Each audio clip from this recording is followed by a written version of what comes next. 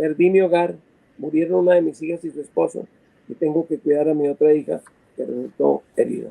Los males crónicos, el hambre, la sed, la fatiga, por los ataques aéreos los deja mental y emocionalmente desvalidos y angustiados. Se llama Muerte a los viejos, mi columna, y dice así: una de las escenas más despiadadas de la guerra de Israel contra el pueblo palestino en Gaza se vio hace algunas semanas en una grabación de los militares invasores. En ella aparece un recluta israelí que se jacta de haber dado muerte a un indefenso anciano gazatí. Se trataba al parecer de un sordo que no oyó las voces y ruidos que anunciaban peligro y cayó abaleado por el soldado al que vimos festejar la hazaña con sus compañeros. Los casos de viejos fallecidos en Gaza se multiplican en silencio. Entre los más de 36.000 muertos que reconocen las estadísticas, se destacan 13.800 niños y unos 2.000 mayores de 60 años. No menciono aquí los heridos, pero son cerca de 83.000. Quizá nunca sabremos cómo se llamaba aquel anciano sordo que recibió el tiro israelí. Otras víctimas quizás sientan envidia de su instantánea defunción. Hablo de cientos de mil gazatíes de más de 60 años que viven en dolorosas condiciones por culpa de la guerra. La consigna parece ser muerte a los viejos. No los reciben en los hospitales, toda vez que ya prácticamente no quedan hospitales. Siendo civiles, los bombardean los ejércitos de ese criminal de guerra llamado Benjamín Netanyahu. Más del 80% de médicos, más del 80% necesitan asistencia de médicos y fármacos, pero faltan médicos, pues muchos perecieron.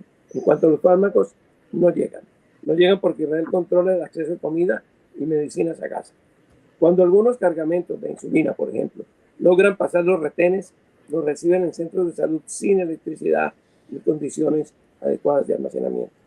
La ONG Health Age International indica que el 97% de la población mayor gazatí sufre enfermedades que exigen tratamiento y casi la mitad dependen enteramente de la familia.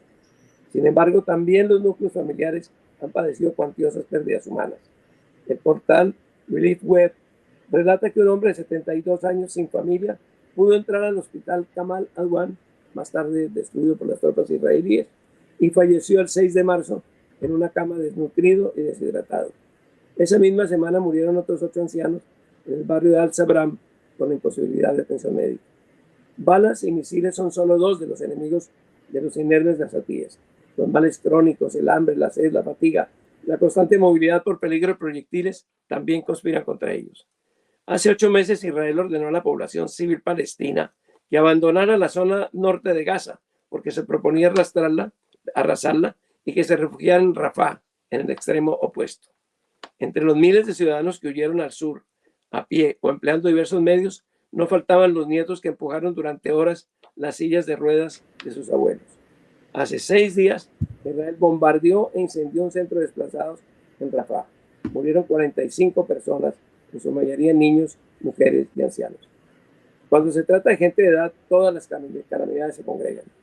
La ONG Jusor contó en el norte de la franja a más de 3.000 hombres y mujeres mayores que viven en carpas, duermen en el suelo o en colchonetas, carecen de remedios, agua y comida y tienen problemas para moverse. Sus viviendas están en ruinas y sus saberes no existen. Todo ello, más la pérdida de familiares, hunde a los viejos, cito comillas, en el pesar y la depresión, advierten los médicos de Jusor. Su constante temor, sigo citándolos, por los ataques aéreos los deja mental y emocionalmente desvalidos y angustiados. Ni siquiera la tradicional solidaridad familiar de los árabes puede superar el desastre social causado por la invasión. Cuanto se diga sobre los varones, se multiplica por las mujeres. Una de ellas, Shifa Salah Saleh, indicó a los comunicadores de Euromed Monitor: perdí mi hogar, murieron una de mis hijas y su esposo, y tengo que cuidar a mi otra hija que resultó herida. A menudo, pasados los cañonazos de los tanques israelíes, los sobrevivientes salen a buscar y ayudar a parientes y amigos.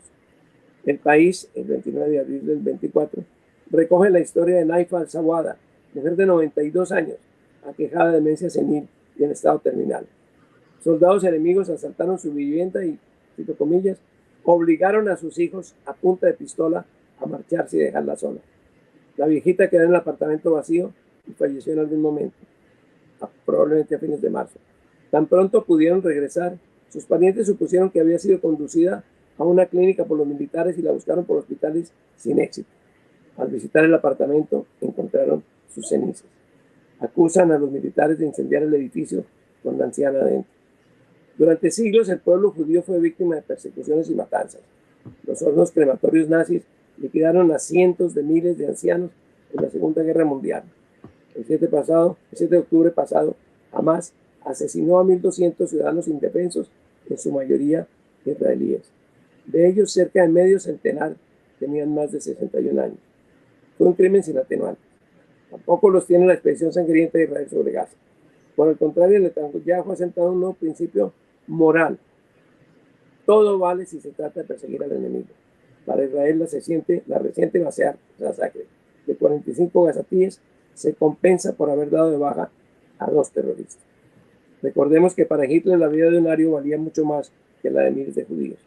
La comunidad internacional tiene que parar al gobierno de Israel. Washington debe ser juzgado por su pusilánime actitud ante unos líderes que pisotean los principios civilizados y adoptan valores racistas semejantes a los que el pueblo judío padece desde los tiempos de Abraham. Entre tanto, Rusia observa, mide y aprende. Tolerar el silencio de Netanyahu equivale a impulsar las veleidades imperialistas de Vladimir Putin. Ucrania lo sabe. Tengo 2 esquinas. Primera, el exhibicionismo intenso de algunos influenciadores, la dócil demagogia de numerosos políticos y la arrogancia de decidir abusivamente la vida de los demás lograrán, al prohibir las corridas de toros, el imperdonable efecto de extinguir en Colombia la milenaria especie del toro bravo. Segundo, gracias a un juez nacido en Bogotá, la justicia estadounidense demostró lo que todo el mundo ya sabía, que su más aventajado candidato presidencial es un delincuente. Y ahora repito la pregunta a nuestro querido invitado de hoy. El plan, lo menciono allí muy rápidamente, que ha puesto sobre la mesa Biden y que el gobierno israelí no ha rechazado, pero un par de ministros han dicho que puede ser interesante, un punto de comienzo, y otros han dicho que si aprueban el plan, si el gobierno aprueba el plan, se van. Puede servir para ayudar primero a Gaza e Israel y segundo a la reconstitución de Biden. Pues, Daniel, primero la columna es aterradora y pone en evidencia la tragedia que está sufriendo el pueblo palestino de la manera más cruda.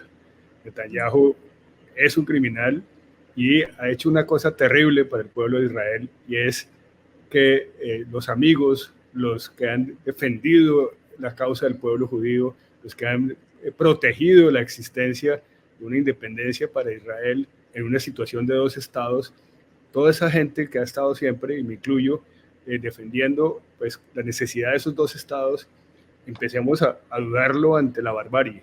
Y hay muchos amigos que se han perdido, y esa es la principal, quizás, consecuencia a largo plazo que va a tener el gobierno de Netanyahu para Israel. Israel se está quedando sola por primera vez en muchísimo tiempo, más sola que nunca. Y eso pues va a ser un efecto terrible para el futuro de Israel. Y al mismo tiempo pues le ha hecho un daño inmenso a Biden. Ustedes han visto las manifestaciones en las universidades privadas y públicas, las mejores del país, en todo el país, a lo largo y ancho.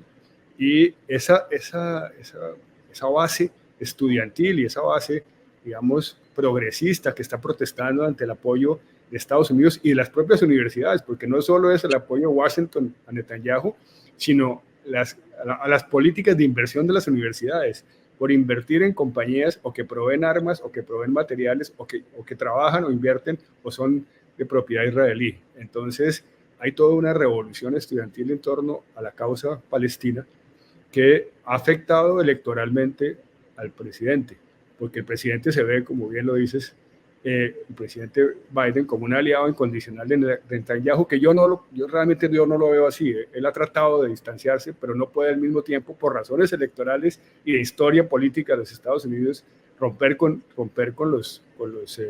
Israel de una manera tan radical. Pero la presión para los estándares americanos sobre Israel está en el nivel más alto en la historia.